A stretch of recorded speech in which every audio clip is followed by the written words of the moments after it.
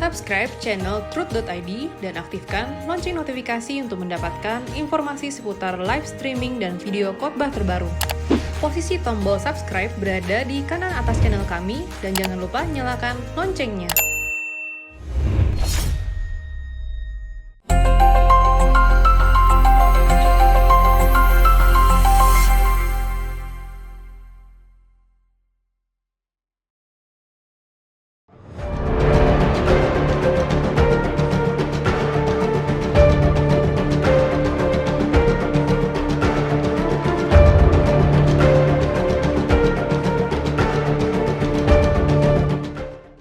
Saudaraku, hari ini orang-orang Kristen merayakan Jumat Agung. Khusus di Indonesia dan secara khusus lagi di Jakarta. Merayakan Jumat Agung dengan keadaan dan cara yang berbeda. Sebab hari ini pas jatuh pada hari pertama pembatasan sosial berskala besar. Sempat saya berpikir, mengapa harus jatuh hari ini? Kenapa tidak besok? Tetapi apapun, saudaraku, tidak menjadi masalah. Ini hari raya orang Kristen yang penting. Bapak Ibu, sekali lagi tidak menjadi masalah. Walaupun kita merayakan Jumat Agung ini di rumah masing-masing, bisa-bisa menjadi lebih mesra dengan anggota keluarga. Mungkin seumur hidup belum pernah merayakan Jumat Agung dengan keluarga sendiri. Hari ini dengan keluarga sendiri. Ada roti tawar atau singkong dengan anggur atau sirup anggur atau air teh tawar atau air putih, tidak masalah. Banyak orang merayakan Jumat Agung hanya dengan perasaan melankolis, yaitu perasaan iba terhadap Yesus, terhadap penderitaannya di kayu salib. Di gereja-gereja tertentu biasanya disertai dengan derai air mata. Kalau mengadakan ini bersama-sama seperti tahun lalu dan tahun-tahun sebelumnya, selalu dengan derai air mata. Khususnya di gereja-gereja tertentu yang lebih spontanitas, lalu lebih berperasaan, artinya melepaskan perasaan. Perasaan iba. Bahkan di gereja-gereja yang tidak biasa jemaat dan pendetanya menangis, di perjamuan kudus atau dalam perayaan Jumat Agung, disertai dengan perasaan haru iba yang mendalam, saudara. Dan banyak orang Kristen dengan melakukan hal ini, mereka merasa bahwa ini bentuk percaya mereka kepada Yesus. Dan sekaligus bentuk pembelaan dari perasaan simpati tersebut, saudara. Ya, dari perasaan simpati tersebut mereka merasa sepenanggungan, seperasaan dengan Tuhan. Dan itu bentuk percayanya kepada Tuhan. Jadi biasanya orang-orang Kristen seperti ini yakin bahwa mereka adalah orang-orang Kristen yang sudah benar. Saudara, jika kita hanya memiliki perasaan iba, perasaan haru terhadap pengorbanan Yesus, apa bedanya dengan wanita-wanita Yerusalem yang menangisi Yesus ketika Yesus dalam penderitaan karena siksaan tentara Roma? Saudara, kalau kita membaca Alkitab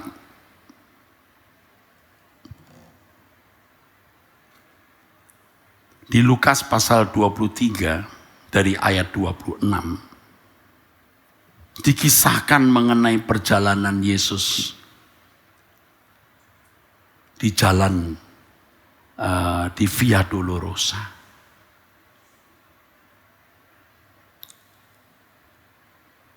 Alkitab mencatat di Lukas 23 ayat 26 itu, ketika mereka membawa Yesus, mereka menahan seorang yang bernama Simon dari Kirene yang baru datang dari luar kota. Lalu diletakkan salib itu di atas bahu Simon supaya dipikulnya sambil mengikut Yesus.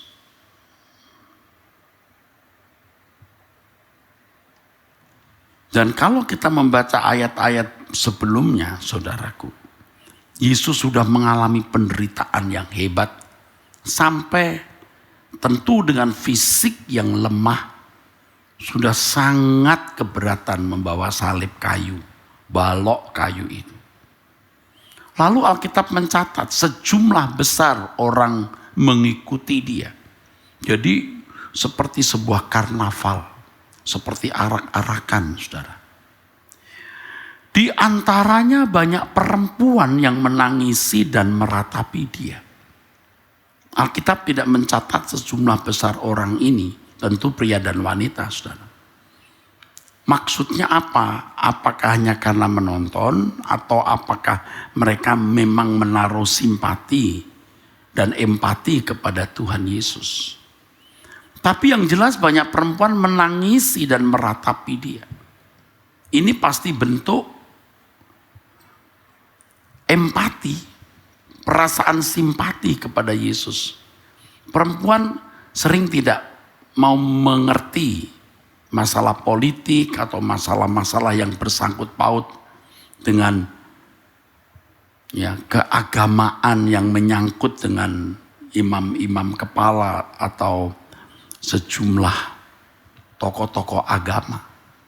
Tetapi mereka tidak tega melihat sosok ini, apalagi kalau sosok ini pernah membuat mujizat, pernah berbuat baik, dan mereka juga pernah mengecap kebaikan sosok ini. Yesus maksudnya. Jadi perempuan-perempuan itu menangisi dan meratapi dia. Dan ini menunjukkan, saudaraku, support, dukungan, saudara. Tetapi kita membaca ayat berikutnya. Yesus berpaling kepada mereka dan berkata, "Hai putri-putri Yerusalem, janganlah kamu menangisi aku, melainkan tangisilah dirimu sendiri dan anak-anakmu." Tangisilah dirimu sendiri dan tangisilah anak-anakmu. Pernyataan Tuhan Yesus ini pasti memuat atau mengandung pesan di balik itu. Tangisi dirimu sendiri dan anak-anakmu. Mengapa harus menangisi diri sendiri? Mengapa harus menangisi anak-anak? Itu kan masalahnya, saudara. Mengapa Yesus mengatakan ini? Tangisilah dirimu sendiri dan tangisilah anak-anakmu. Pasti ada maksudnya. Jangan tangisi aku. Kamu tidak perlu memiliki perasaan iba, haru, mau sumbang empati atau simpati, tetapi tangisi dirimu. Tangisi anak-anakmu. Mengapa harus menangisi diri sendiri dan menangisi anak-anak? Saudara, ada beberapa alasan. Salah satu yang penting, saudaraku, Yesus mau mengatakan, aku seperti ini karena kamu semua. Sebenarnya juga bisa berarti suatu hari nanti kota ini akan dihancurkan. Kamu akan melihat pembinasa keji.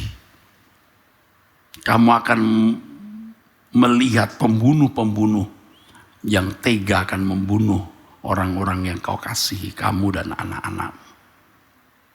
Sebab orang-orang berkata, biarlah dosa ditanggung oleh kami dan anak-anak kami, keturunan kami. Tangisi keadaan itu nanti. Itu juga maksudnya bisa demikian. Tetapi juga bisa berarti bahwa mereka harus mengerti bahwa penderitaan yang dialami Yesus itu karena keadaan mereka, dosa mereka, kejahatan mereka. Dan dosa kejahatan itu harus dipetik. Orang harus dibawa ke pengadilan Allah dan harus memikul segala tanggung jawab. Memikul dari semua akibat perbuatannya. Saudaraku sekalian, mereka mengikuti Yesus, menangis.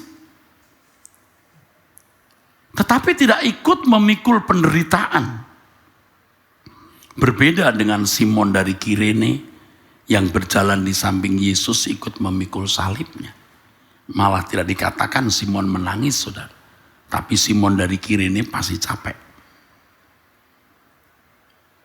Kalau dalam film yang pernah ditampilkan, Simon dari Kirene ini bersama Yesus memikul salib bersama. Yesus di satu sisi, Simon di sisi yang lain.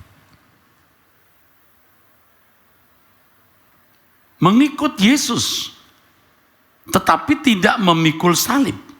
Mengikut Yesus, menunjukkan empati, simpatinya, haru ibanya, seakan-akan memberikan dukungan, support. Tetapi sebenarnya mereka tidak ikut menderita bersama Tuhan. Saudara, firman Tuhan mengatakan, kamu dikaruniai bukan saja untuk percaya kepada Dia, tetapi kamu juga dikaruniai untuk menderita bersama-sama dengan Dia. Filipi 1 ayat 29. Sebab kepada kamu dikaruniakan bukan saja untuk percaya kepada Kristus, melainkan juga untuk menderita untuk Dia. Tidak ada orang Kristen yang tidak menderita bagi Kristus. Tidak ada orang Kristen yang tidak memikul salib. Coba saudara bertanya kepada diri sendiri, apakah saudara sudah menderita bagi Yesus?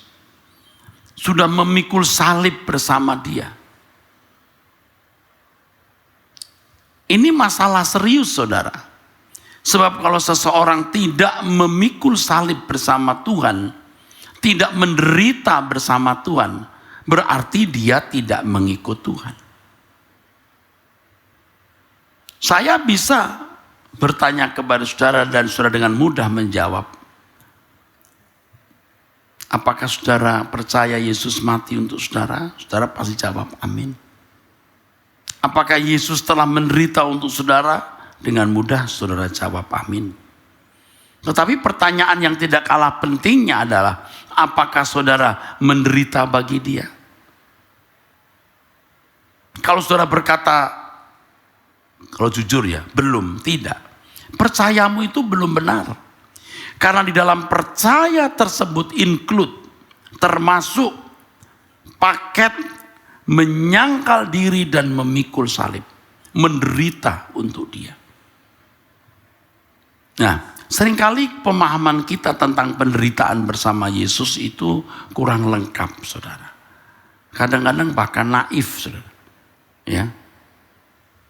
Kalau seperti saya, seorang pendeta besuk dari pagi sampai malam, sampai pagi lagi, itu diidentifikasi sebagai penderitaan. Atau seorang penginjil yang naik motor 3, 4, 5 jam, ya saudara, di perjalanan, itu menderita. Apakah penderitaan itu hanya diwujudkan dalam bentuk demikian? Beberapa tahun lampau, saudara, ketika saya masih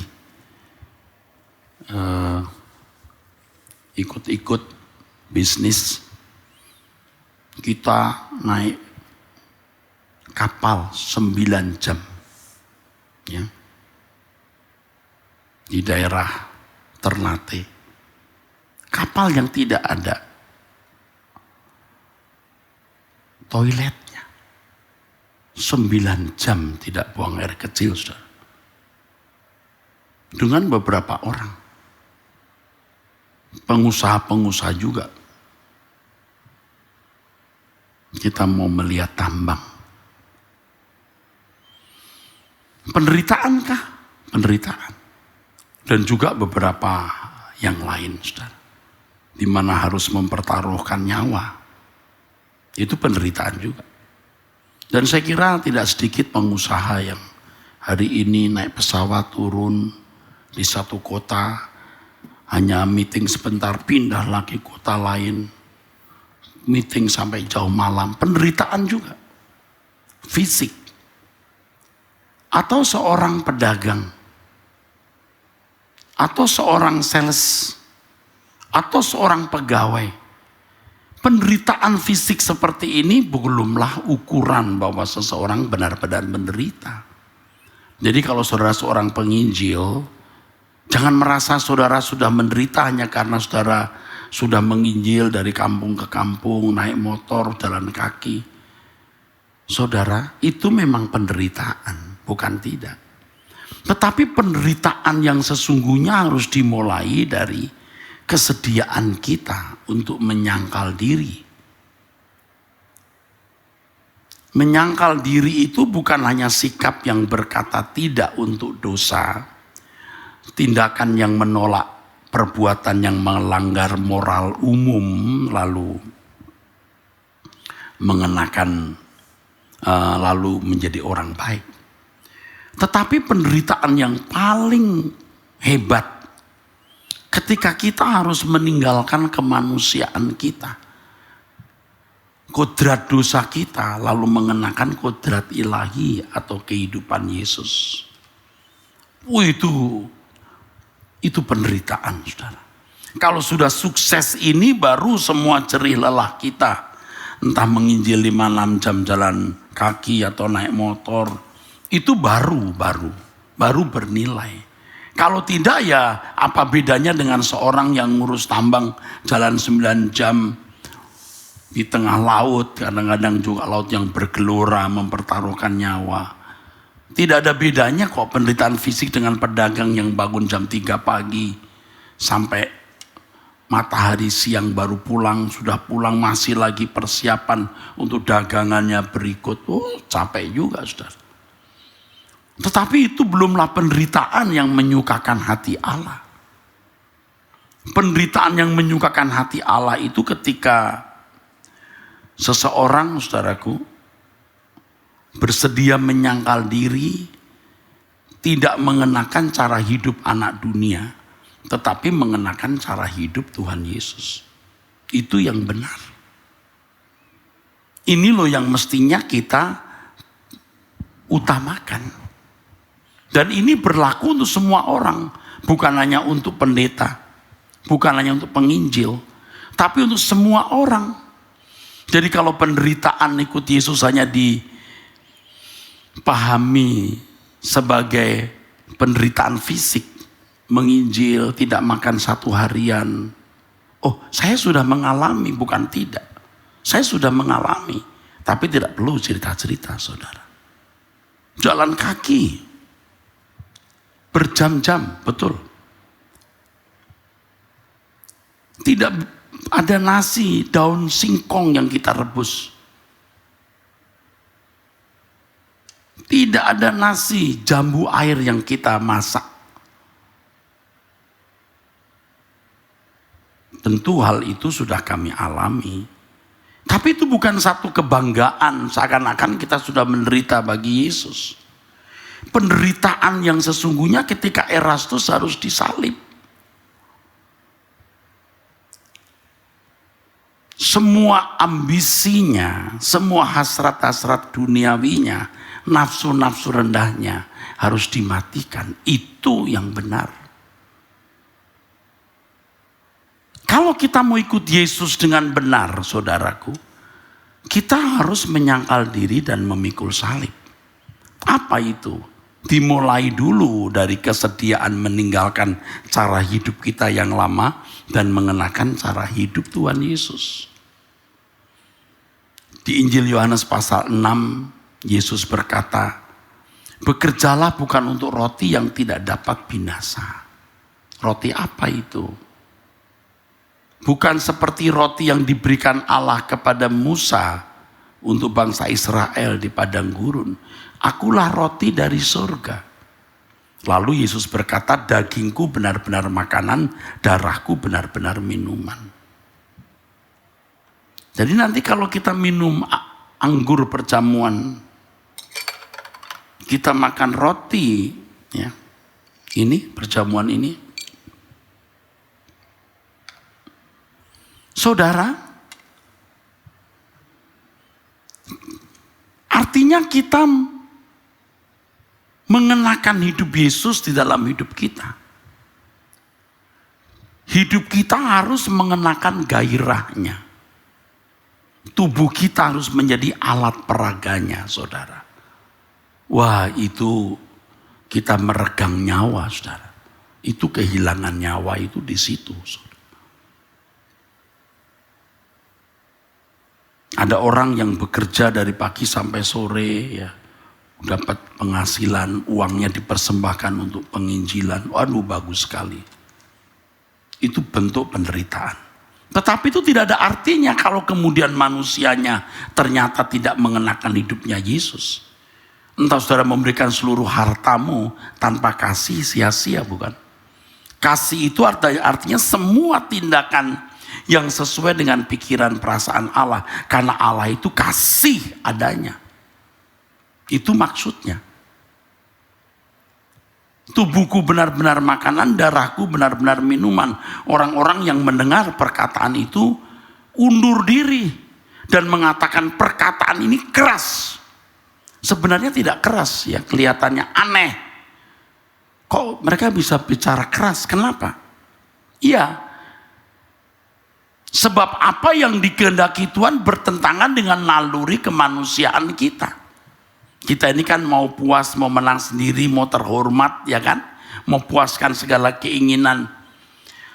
Tetapi begitu kita ikut Yesus, harus sampai pada tingkat hidupku bukan aku lagi, tapi Kristus yang hidup di dalam aku. Kamu telah dibeli dengan harga yang lunas dibayar, kamu bukan milik kamu sendiri. Jadi Kristen yang benar itu harus belajar untuk tidak memiliki kepentingan. Kepentingannya cuma satu, Tuhan. Tuhan, aku tidak punya kepentingan lagi setelah menjadi milikmu. Engkaulah satu-satunya kepentinganku. Engkaulah satu-satunya kepentinganku.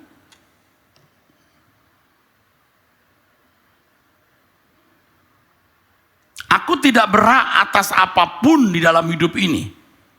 Sebab engkau yang berhak atas hidupku. Jadi apapun yang kulakukan, itu hanya untuk kepentinganmu. Saudara, terus terang saya sadar ini pun juga tahun-tahun belakangan. Walaupun saya sudah melayani Tuhan dari dulu. Dari tahun 1977. Saya sudah mengorbankan uang saya.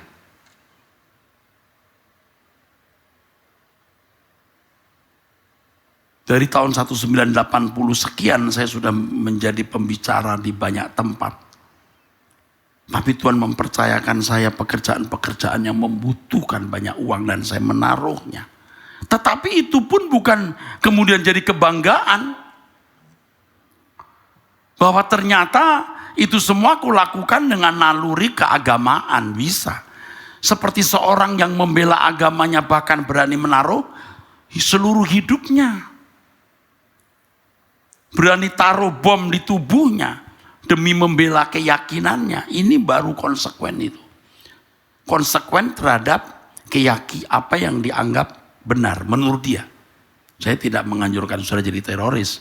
Saya cuma melihat satu aspek bagaimana dia berani konsekuen dengan apa yang dia yakini. Soal benar atau tidaknya, nah ini masalah lain. Tentu kita tidak menganjurkan orang menyakiti sesama. Nah, kalau kita adalah milik Tuhan Yesus, segenap hidup kita milik Dia. Tuhan yang memiliki hidup kita. Berarti Tuhan yang harus mengambil alih di dalam hidup ini. Bekerjalah untuk roti yang tidak dapat binasa. Apa itu? Percaya. Percaya. Percaya itu apa yang dipahami banyak orang Kristen?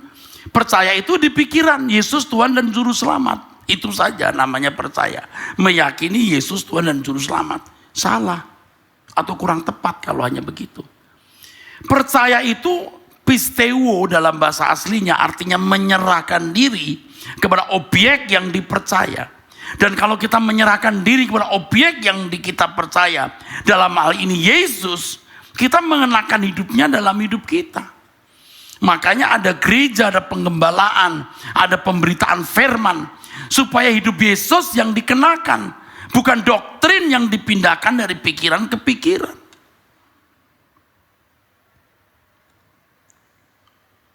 Sering orang merasa bangga bisa membela doktrinnya di depan agama lain. Anda cari di Alkitab apakah ada sih usaha untuk berdebat begitu? Saya tidak katakan salah kita memberi pertanggung jawab iman kita. Tapi bukan mau debat-debat, saudara. Pernah saudara mendengar ada orang berdebat lalu kalah berdebat pindah agama?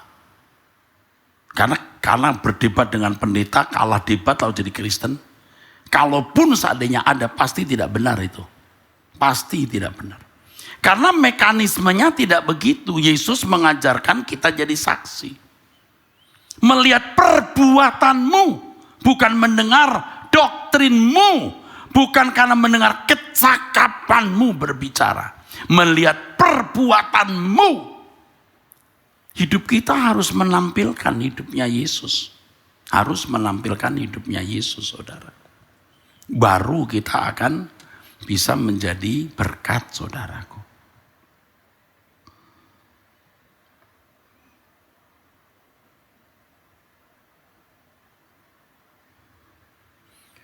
Dalam satu lagu yang saya gubah, ada kalimat ini. Lebih dari segalanya, dalam segala perkara, selalu melakukan kehendak Bapa.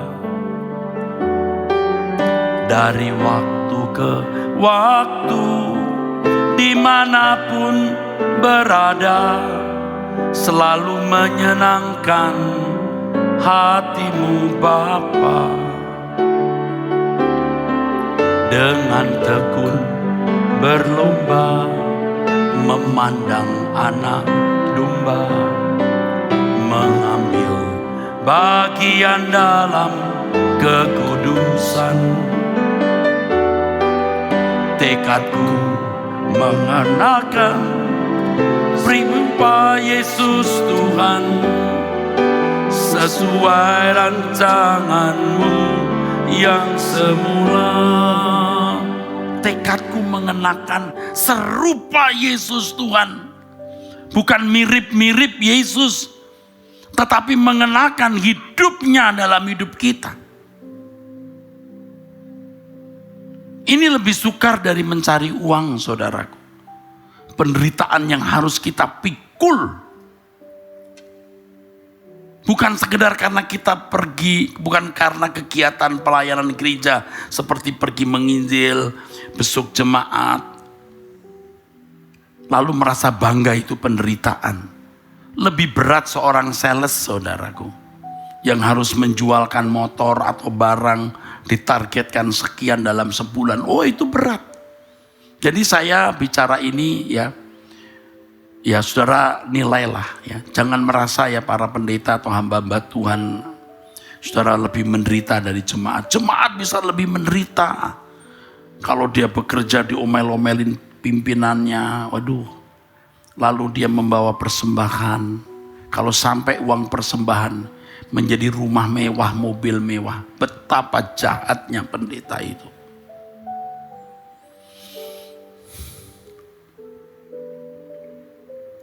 Makanya kalau sempat saya akhirnya usaha sendiri. Karena saya melihat fakta-fakta ini. Saya tidak katakan kalau seorang hamba Tuhan mendapatkan nafkah dari gereja itu salah. Tidak salah, saudara. Saya juga memiliki rekan-rekan pelayanan yang saya larang bekerja sekuler karena memang panggilannya begitu, saudaraku. Kan begitu, saudaraku. Jadi proses pembelajaran untuk mengenakan hidup Yesus, menanggalkan dosa dan mengenakan cara hidupnya, tidak mencintai dunia ini, waduh itu luar biasa. Kita harus menyalipkan daging. Kalau kita tidak menyalipkan diri kita hari ini, kita menyalipkan Yesus kedua kali. Kalau kita tidak menyalipkan daging dan melukai daging kita akan melukai Tuhan. Jadi jangan hanya memiliki perasaan iba dan haru terhadap Tuhan. Tapi ikuti jejaknya, tangisi dirimu. Nah, banyak orang Kristen merasa bahwa Yesus telah mati di kayu salib, menebus dosaku, selesai. Dosamu dipikul tapi karaktermu belum beres. Yang itu kamu harus makan roti dan minum anggur. Nah, itulah kita makan daging Tuhan, minum darahnya. Kita mengenakan cara hidupnya, mengenakan gairah hidupnya. Itu maksudnya, saudara.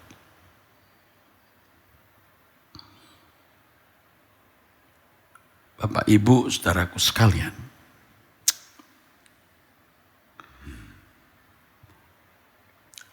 Hari-hari belakangan ini, saya teringat satu ayat yang sering saya kemukakan di dalam mimbar atau di khotbah saya. Kalau anak manusia datang, apakah dia mendapati iman di bumi? Ini menunjukkan krisis iman. Dunia yang semakin jahat. Nyaris tidak ditemukan iman. Berarti sedikit sekali loh. Hampir tidak ada loh. Nah, banyak orang Kristen, kok tidak ada Tuhan? Banyak teolog-teolog hebat. Kok nggak ada Tuhan? Itu tidak termasuk orang beriman. Orang beriman itu orang yang mengikuti jejak Tuhan Yesus.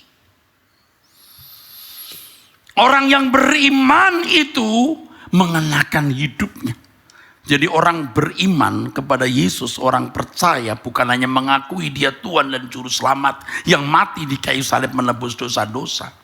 Tetapi menyerahkan diri untuk ikut jejaknya. Itu baru namanya percaya. Lalu saya berkata begini, saudara. Tuhan, kalau Engkau datang, adakah iman di bumi? Kalau aku boleh menyodorkan diri, aku sodorkan diriku.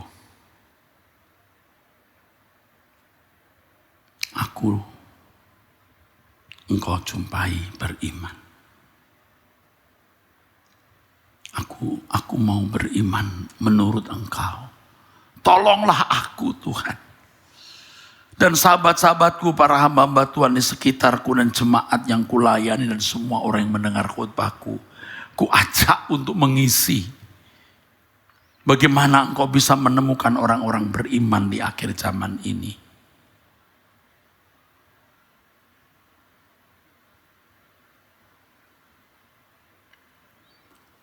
Maka pada kesempatan ini saya mengajak saudara, bukan hanya punya perasaan haru dan iba terhadap Tuhan Yesus.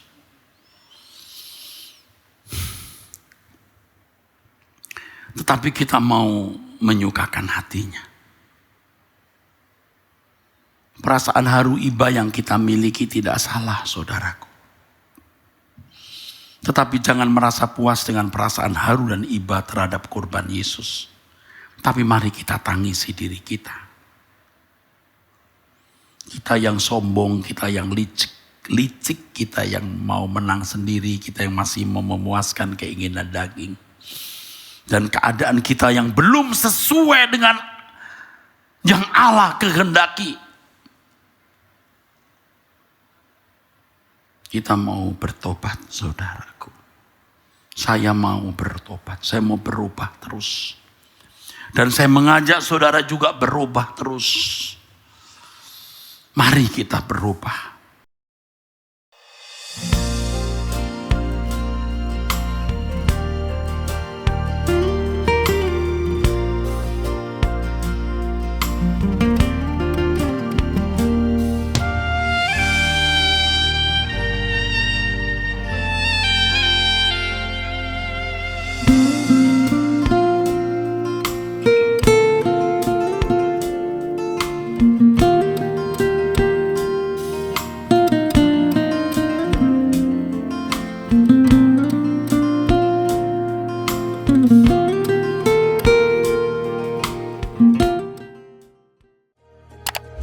Subscribe channel Truth.id dan aktifkan lonceng notifikasi untuk mendapatkan informasi seputar live streaming dan video khotbah terbaru. Posisi tombol subscribe berada di kanan atas channel kami dan jangan lupa nyalakan loncengnya.